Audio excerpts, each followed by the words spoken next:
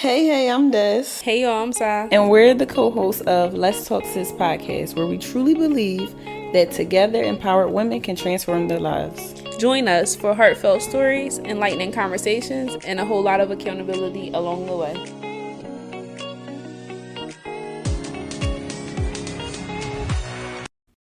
This episode is about the dark side of hustle culture.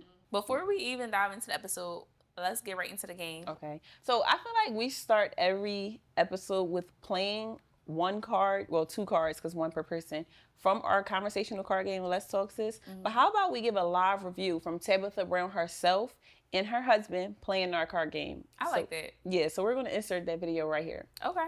I'm Tabitha Brown, and this is my husband. I'm Chance, what's up? So today, we got these cards. I featured them on Very Good Mondays this week, and it says, Let's Talk Sister. So, I ain't your sister, though. although you're not my sister, as I was reading through them, I was like, these are really good topics. I think this could be great for Fries with Tab and Chance. So, let's talk, brother. So, yeah, back to the episode. We're talking about the dark side of hustle culture. Yeah, I think that this is a necessary conversation to have because, as someone who, what's so crazy? I thought I left hustle culture, but my therapist just reminded me that I'm still in hustle, like grind mode or whatever. And I think this is a necessary conversation to have, for sure. I wish I might insert like the, let's rewind this real fast. Who told you what? My therapist. Can we give a round of applause for you starting therapy? Bro, this is not my first time doing therapy. You said what? This is not my first time doing therapy. This is not your first time doing therapy at all?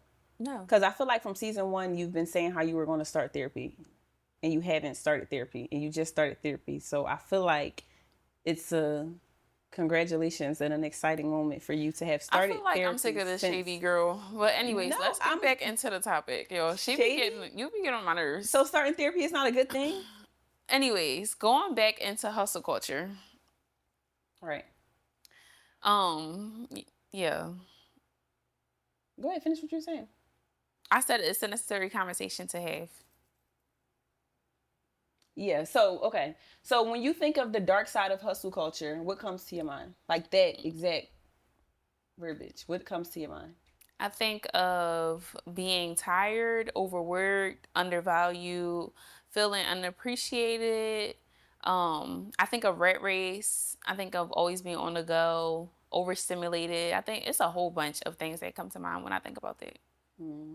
Yeah, I don't know, when I hear the dark side of hustle culture, some of the points you made, I think like rat race and overstimulated and stuff, definitely, because I feel like for so long, especially socially, like on social media and everything like that, hustle culture was promoted. It was definitely glamorized at a point. It was glamorized a lot. Like work, no sleep.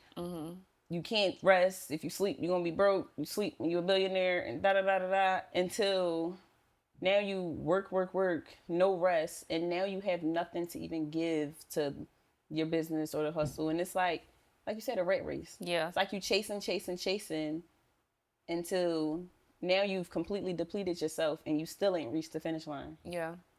So, yeah. I definitely agree with that. And I think that with mental health becoming such a predominant factor that people are considering, I think that that's what's really driving the argument of like grind mode and hustle culture to the ground in a sense. And I don't want to. I think that hustle culture, grind mode is not all entirely bad. I think that it stems from a really good place. I think that we just took it and ran with it and then forgot about rest, and that's when things kind of went left. Yeah, I don't know. I think it's really good that it's not all bad about hustle and grind mode, but it's not, I feel like it's more bad than good. Only because, like what you just said about mental health being such a thing now, also I feel like a huge part that goes into that is people were been getting burnt out. People were been overstimulated, been working entirely too hard, but I don't think it was talked about. I don't think people felt like when they got burnt out, like, damn, I'm not doing enough, or I'm like they were doing something wrong when their body couldn't even push further. So now that I guess you say like, yeah, it's talked about and it's promoted that it's okay to take rest. It's promoted that your mental health comes first before everything else. Because again, if you're not full, you're not gonna be able to fill up anything else. So I don't know. I think hustle culture is, first of all, can we remove the whole hustle word entirely? Like you can work and be successful. Like why does it have to be hustle? Because I feel like the word hustle is so connected to like a dollar that it's like, can we call it something else? Do you get what I'm saying or no? I feel like hustle is just, it's like you just chasing a dollar. It's like you only worried about the, I was just talking about this on my Instagram really, but it's like you only worried about the monetary outcome. So whereas though you're not enjoying what you do anymore, or you're not doing it for your satisfaction or it's what you love doing or anything like that, you're strictly doing it for a dollar. Yeah. I feel like that takes away so much. I don't know. I feel like when you are doing something or anything that you can be doing, even if it's as simple as going to work, like if you actually put some, I don't want to say passion, but just the word hustle, it just, I don't know, it turns me off. It runs me the wrong way. Yeah, I could definitely see where I guess that would come into play. I think that ultimately, I don't know. I feel like for past generations, they have always prioritized like the well being of something, whether it be like their children or doing it because they had to and not because they had the option to. And I think because our generation has the opportunity to weigh options, I think that's where the disconnect is because previously, I know for my mom's sake, my mom, she never liked her job, but she got up and worked overnight and did all she had to do because there wasn't too many options available for her. She felt like, So I think that's where it stems from. But I definitely think that hustle culture and grind mode is, or it could easily be misconstrued or often looked at as being associated with the dollar amount. And I think that that's because like when we look at poverty and like lack and all of that, that's in our community personally, it's like hustle and grind is all you know to try to get out of your environment. So I think that that's necessary. I don't want to say that it's predominantly focused on a dollar. I think it's what the dollar can do, like the value of a dollar that people are like after in a sense. I mean, yeah, I guess that's the point. I feel like when I'm referring to it, I'm referring to like the whole hustle culture side of things. Not saying that hustling or working hard is ever a bad thing or the wrong thing to be doing. I was talking more of like the whole culture of work hard, no sleep. That's what I think of when I think of hustle culture, because it's not just like hustling. Like how you just said, when you think of hustle culture, what's all the things you said? Rat race, burnout, that type of stuff. So I feel like that's what I correlate to the hustle culture. Not necessarily, oh, I got to work hard to feed my kids, or I got to work hard to, make a difference of what my everyday life is. Gotcha. I don't know. What do you feel like the dark side of hustle? Like, do you feel like, so for what you just said and how we said, okay, the name of this is the dark side of hustle culture and all of those bad things about it, but do you feel like it's good things? Do you feel like it's a bright side of hustle culture? It's a good part of hustle culture? Yeah, I do. That's why I said previously that I think that the intention in which it like hustle and grind culture started in, I think the intentions meant well behind it. But I just think that we took it so far going and remove rest and family and all the things that should matter that we should overly value more than I guess the money. Yeah. I think we got sidetracked in a sense. So I think that there is a good way towards it because even when I was having a conversation with my therapist and she was basically saying like, it seems like you're in hustle culture because I was telling her ultimately that I moved here just to be in a moment of stillness. And she was like, that's okay, but for a short period of time. And I think that that's how we are able to really just lock in on our goals. I think the problem with us is that we think life is about balance. And I don't think balance really truly exists. I think it's like a consistent pursuit throughout our lifetime. But I think that prioritizing what matters in that moment is what's most important, right? For example, if Christmas is coming up, right?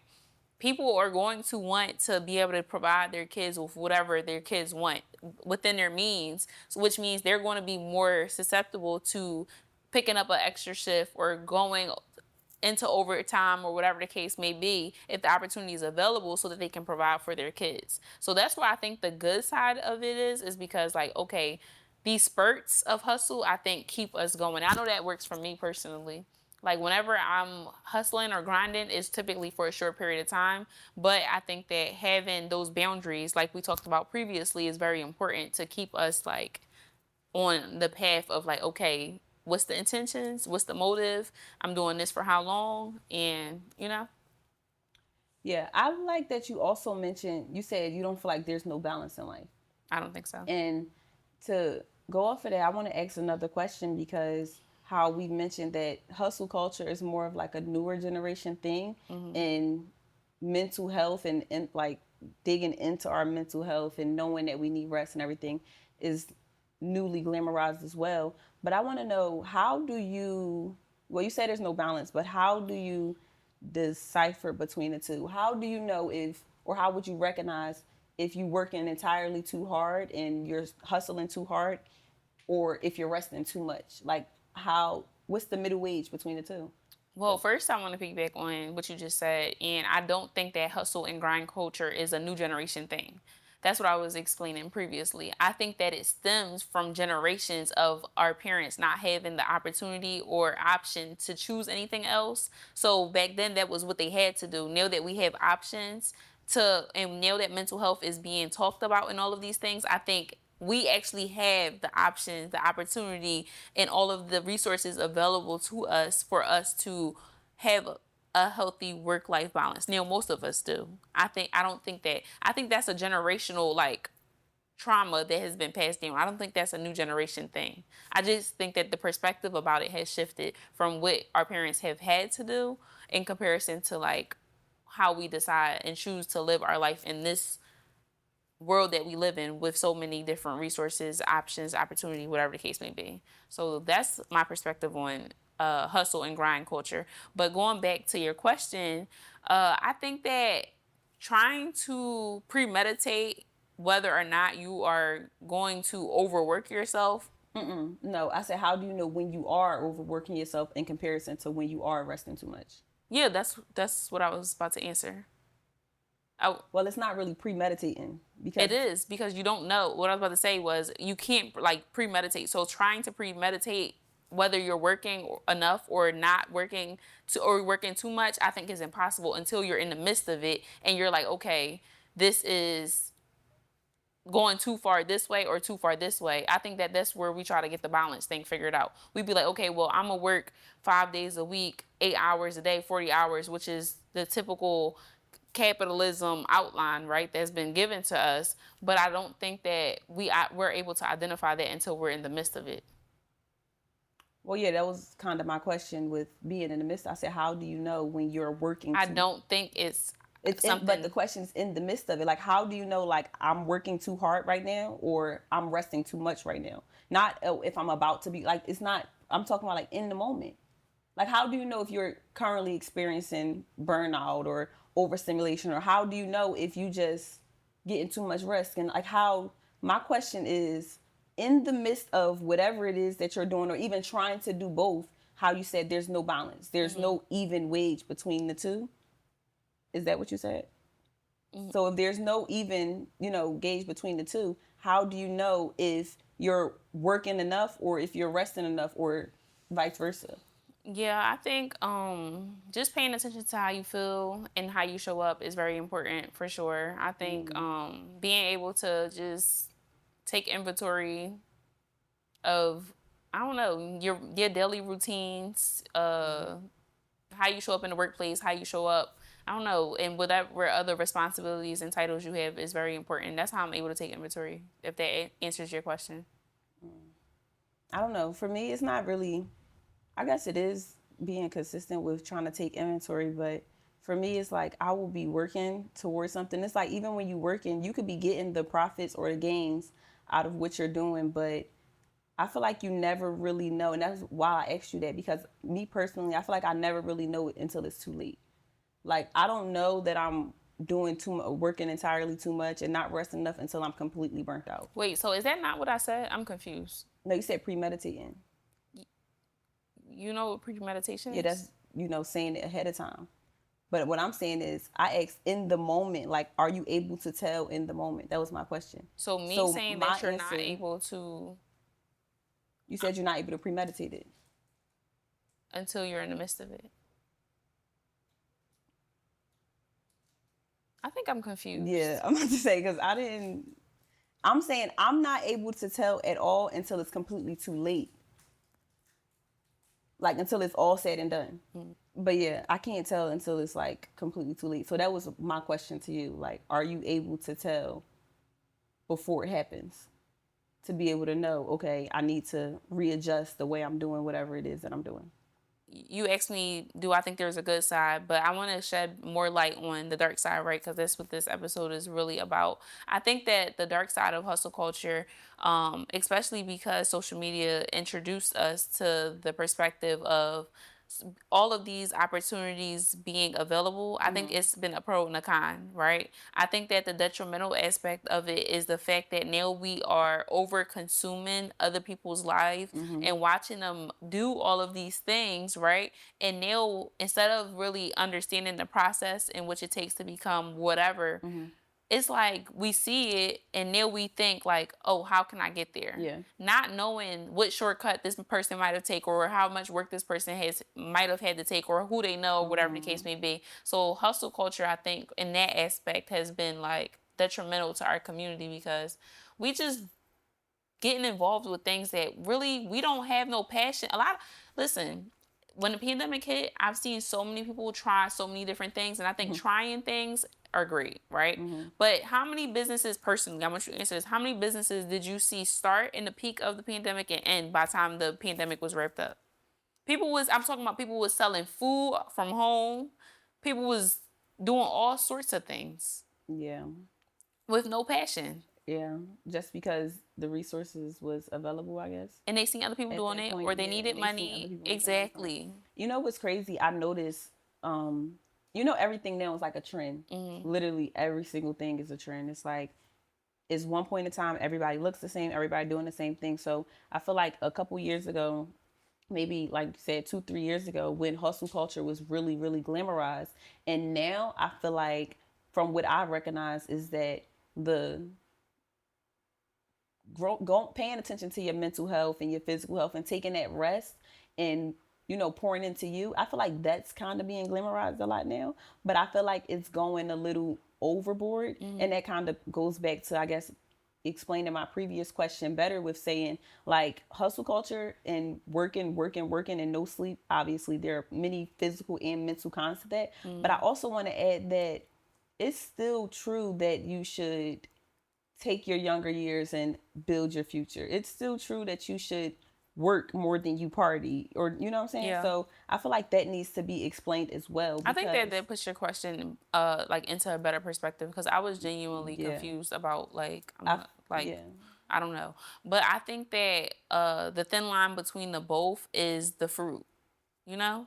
I think that when you are resting too much, right? Because the word tells us that too much sleep is not good for us. But I think when you're resting too much, you're sleeping too much, meaning you on your behind, you watching TV too much, you just consuming things that literally don't feed you outside of instant gratification, there's no fruit. There's no harvest for just laying around and talking about in the name or in the sake of mental health. Like, don't get me wrong, episodes can last a long time, and I don't want to speak out of ignorance, nor do I want to sound insensitive, but I feel like you said, I'm witnessing a lot of people use it as an excuse instead of a way of really just being able to connect and being able to express themselves when it comes to mental health. And not to like throw no shots at nobody, but can we also involve the aspect of the like super every single night club goers? What you mean? The party people. So because what we was comparing it was to resting into working into resting, and you saying like laying around or watching TV or consuming too much that you shouldn't consume. But some people feel like some people just still don't rest. Some people work and they feel like that taking them time is to like party or be in the clubs and stuff like that as well. So that's what I wanted to emphasize on, that hustle culture, again, because that's the title of the episode, it shouldn't be as glamorized as it once was, but it shouldn't be ignored in totality. So I feel like a lot of people now is just distracted, not focused on what the goal is, because even if you're working hard and not sleeping at all. People are lazy. They got that money during the pandemic, and I'm telling you, people think they don't have to lift a finger. But that's what I'm so confused about, because it's like you got the money during the pandemic. We're now 4 years. The pandemic was 4 years ago. They ain't seen the money like that since. So it's like, when do we snap back into reality? Or when, like... I think that this is something that people literally need to ask themselves, because I had to ask myself that, right? I actually made so much money. I can't remember like how much money I made. I was trying to think, from a business that I started during the pandemic, like at the peak of the pandemic, but because the span of the pandemic lasted so long, like what was it, 2-3 years? However long it lasted, 2-3 years, I think that it literally became everyone's reality, right? So I do think that there is a certain level of like awakening that has to happen for you to realize like nobody's coming to save you. You need to get off your behind and get to it. And not saying that I arrived at that place, but for me, it was more so the accessibility when it came to clientele and people being eager to just throw their money, like, oh, that's $850, oh, that's this, oh, that's $5,000, cool, I'm a invoice pay in full, no deposit necessary. You get what I'm saying? So I think for me that definitely took some readjusting mentally for me to be like, for it to click and be like, okay, well, this is not that time to get back to the basics. You get what I'm saying? Yeah, I definitely get what you're saying, but I also want to say that I would think, and how it would make sense to me is, like you said, people were so easily throwing money, and a lot of people made the most money they ever did during the pandemic. Wouldn't that say like, all right, let me just keep working until I can, you know what I'm saying? Like, no, because wouldn't that make you want to up the grind to try to make more money again, or try to make more money? Like, how does that promote you to say, listen to this, let me not do nothing at all? Like, it just doesn't. For example, I started a business, right? In the peak of the pandemic, I literally didn't have to do nothing much, right? Besides initial, whatever the case may be. If you don't have to lift a finger and money is coming as fast and frequent, as consistent as it was coming, then it's like the Forex thing. Wait, let me add also, what this just made me think about was, we had a previous conversation about how a lot of people that even started businesses in the pandemic weren't even entrepreneurs. They weren't. And then that's the thing. That's what just popped in my mind, because you start a business and you make all this crazy money, and because it was easy, everybody was throwing away money. And now that it's over, there's no entrepreneurial work ethic. Yeah. They don't know how to so that's why to be everybody's lost. Boom, just solve the problem. And it's so crazy, because every time you have a conversation with like somebody who is an entrepreneur, like really an entrepreneur, they literally will be like, oh, well, I've been doing this since I was young. I remember I used to sweep the barbershop. I remember I used to do this. Literally. I used to shovel snow. I used to do this and third. Like, I didn't even know I was a entrepreneur or a hustler until social media became a thing and they put like a label on it. I swear I didn't know what entrepreneur was. I used to sell t-shirts out my trunk in 9th grade when I first started driving, and that was just what I was doing. Right. That's how it was for me. Like, I used to come to school an hour early and bake cookies and cupcakes and go in the hallway every lunch period.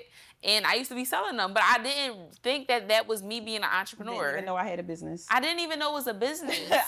I just knew I needed a couple dollars to get some sneakers and get my nails done and like, be outside. All right, this is what I got to do to make some money. Cool, let me do this every day, up all night. Yeah, so yeah, that also answers the question and separates a lot of people It sucks. I don't know. The pandemic did a bad job. And then another thing, what I noticed, even though this is not what the conversation is about at all, but another thing that I noticed is that sucks the most is like the pandemic kind of happened in like, I don't know. It's like, first of all, when it happened, me personally, I was fresh out of high school when it happened. So, well, not fresh out of high school, I was out of school for like 2 years, but it happened in like the peak of, I want to say, like real life starting for a lot of people. Mm-hmm. So I think that caused in your generation for sure. Well, it happened 2 years after I graduated high school. So I think real life kind of, well, I mean, it differs for everybody. Mm-hmm. So yeah, it definitely differs for everybody. But yeah, I feel like the moment it happened, it was just like, Yeah. it did a bad number. But hustle culture altogether is like, I think we just need to die that out. And like I was saying, the word hustle, and just get back to like doing what needs to be done. Yeah. I agree with that. And I think that whenever we strive towards just being in this box or staying in this particular lane that has been designed, I think that we're always going to get lost or led astray, because everybody is not designed or engineered to be one size fit all. So like Marcus was saying, whenever we get to the point of trying to be this place or follow this guideline or walk this path that is not designed for us to be on, is kind of like we end up, I don't know. I don't know what you mean. What do you mean? So I think that whenever we're not designed to be all the same, right? So I think that with social media kind of creating this box or this standard or this pathway for us all to walk in, we feel like we have to strive to meet here, to meet this standard, to walk this walk, to look this way, whatever the case may be. And I think that if we are all on a journey of trying to hit this ceiling that has been established by societal standards, we're never going to feel sufficient enough. We're never going to feel like we've made it, when we really just need to find out what works for us, what works for this household, what works for this couple, what works for this individual, what works for what works for you. What does work look like for you? What does overworking look like for you? Because we can have two different ideas of what hard work looks like. And we talked about this on an episode, I think in season 2, where we basically was like, what impact did our upbringing have in the way we work today? And that was one of our most controversial episodes, because there were so many people who was defending you, saying that your idea of hard work was different than mine, and some people was agreeing with me. You know what I'm saying? So it was like, if we don't get outside of this box or try to bust through the ceiling and break the cap, it's like, what are we working towards? Even when you just said like societal expectations and knowing when you made it, even at that point, I feel like a lot of people should just figure out what is making it to you. I think we talked about that before, like what is success for you? So even the whole I made it or oh I didn't make it yet, what is made it? Like, is it what you see on the internet? Is it the car? Is like, what is the definition of making it? Yeah.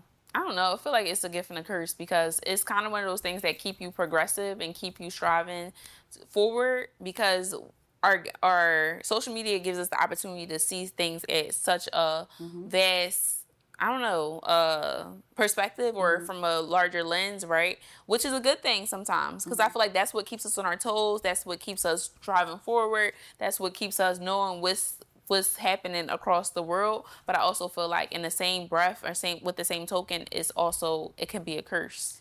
I feel like social media is definitely how you take it, because like you said, it could be something that keeps us on our toes, and that's a great thing. That's a great way to view social media. But it also can be something that can create imposter syndrome. It can create mental health issues. It can show people something that they think that they're never in their lifetime going to reach, which also makes it a terrible thing. So I feel like you should identify, or everybody should identify, what it is that you use social media for. Because if you realize that it's doing more bad than good for you, you need to get off of it. You need to remove yourself.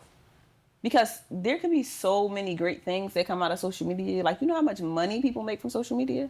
Not even just money. It's like you be making friend. Like I've genuinely connected with women through the sake of our community through social media, and like we're really good friends. Yeah. Like not just the opportunities, but the connections, and to think about it like this. Like I remember when I was in middle school, I used to have pen pals. Like that was something that we did. I don't know who I was writing or whatever the case may be. But remember, yeah, no, not even on websites. My teacher used to give us all the address. We used to be assigned another student from like outside the country, and she used to mail our letters, right? But thinking about how technology and times have advanced so much, where it's like you can literally find out what's happening in Dubai right now in like a click of a button.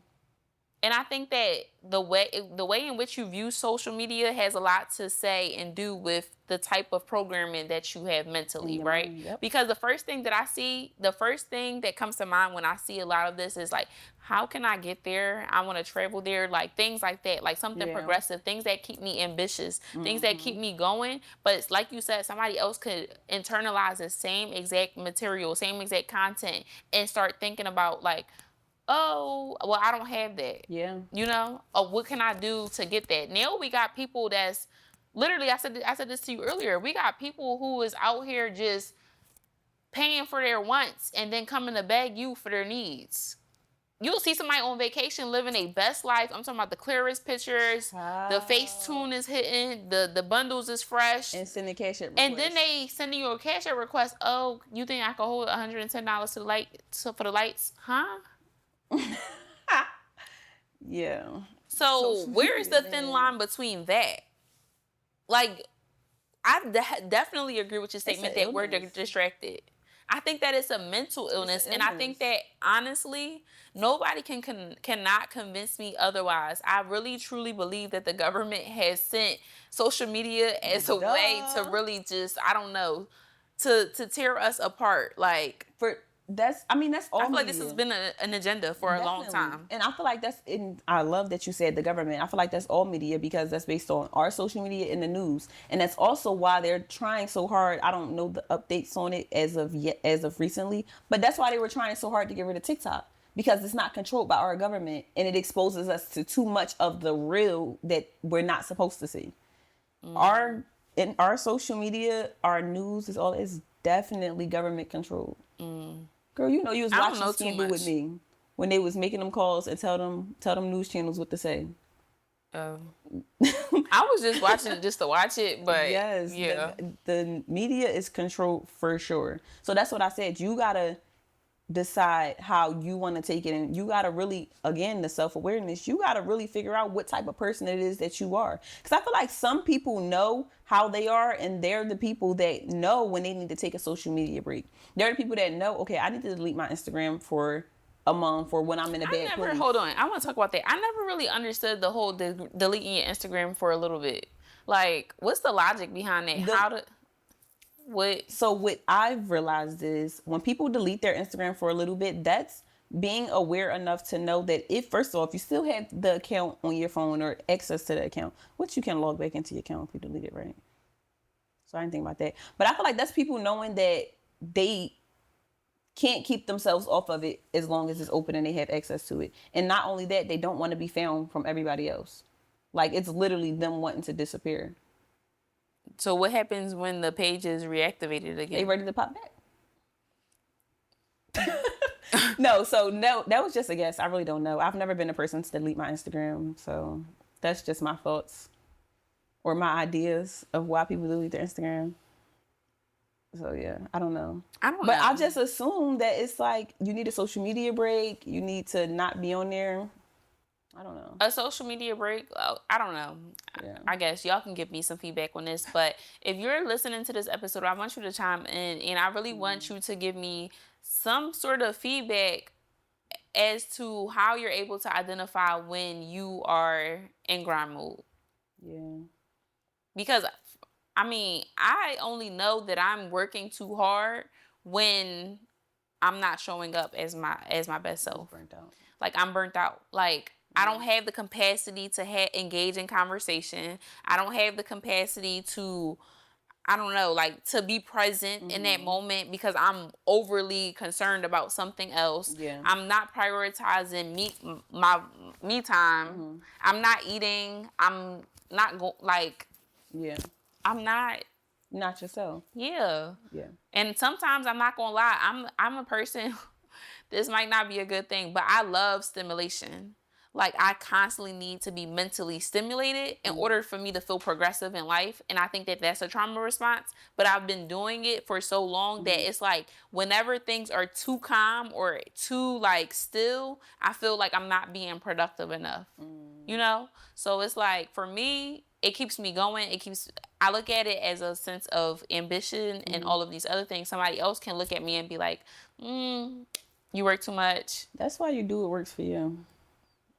Yeah. Yeah, I think that's even you acknowledging that and mentioning what somebody else would say. I think kind of off of what Marcus was saying as well. I think you should really do what feels like, you know, what you're used to or what you're doing now. If it causes bad, like you said, being overstimulated and all those type of things, take your break. But I think you should definitely do what works for you. Like, you know, what you're used to, what you know how to do. Because as in what you were saying about fitting in a box, when you try to get out of your box or get out of what you're used to, that's when things fall short. That's when things just don't make sense, or that's when things mess up completely. Whereas though you need to stick to who what you feels are, right. what you know. What do you mean? Stick to what feels right. Like for definitely. you. Yeah. Because you can't be doing what nobody else doing. Can't be doing what the next person is doing because it's never going to work for you. Yeah, I definitely It's not agree. your lane. Yeah. So yeah. So I mean, I feel like that kind of wraps it up. I feel like we were kind of all over the place at the same time, but For sure. But that's what how happens we when do you it. engage in organic conversations. yes. So thank you guys again for tuning into another episode of Let's Talk Sis. Yeah, and don't forget to go shop our conversational card game and our planner that's still available for a discounted price on dearsisterletstalk.com. And if you also want a extra percentage off just for you guys on a card game, you can type in the code DSPOD to get. Just go do it and find out how much money you get off. It's a surprise. Bye. Toodles. Thank you so much for tuning into our podcast, Let's Talk Sis, with Des and Sa. Stay connected by following us on all of your favorite social media platforms. And don't forget, use hashtag DearSisterLet'sTalk to find us. Wait, before you go, head over to our website or our Instagram and join our interactive community for a daily dose of sisterhood, where like-minded women fellowship, encourage, and create a safe space amongst one another. See you inside, sis. Toodles. Bye.